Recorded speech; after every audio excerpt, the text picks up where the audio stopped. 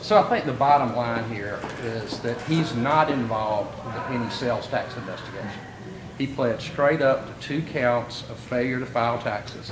And what is telling is there's no plea agreement.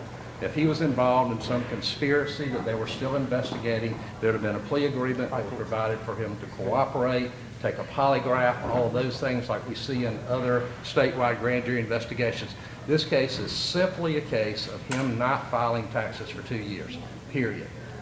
Judge pointed that out on the record as well. So, you know, that's what we're dealing with. And this is also, just to be clear, because I know this was brought up a few times, this is not a tax evasion case.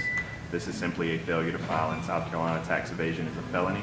This is not that. This is a misdemeanor failure to file case. This is not a tax evasion case.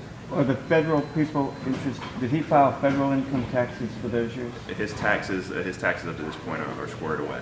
I know, but for those years, was he late in filing them, or did he file them? He is up to date in all of his tax obligations, and he has no outstanding tax matters. He does have some criminal tax matters. He does have some civil issues that he must deal with the state of South Carolina. We don't anticipate any federal criminal investigation in this at all. Was this issue identified because of his role at CMRTA?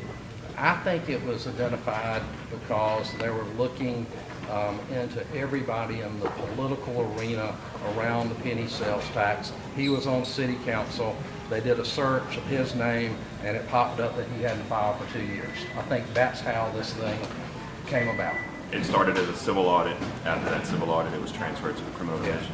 He was contacted, and we're here today. But there's no whistleblower or witness or anything like that that brought this up. This simply came out of the civil side of the Department of Revenue's investigation, and they turned it over to the criminal division. They considered this a misdemeanor. They contacted him in November.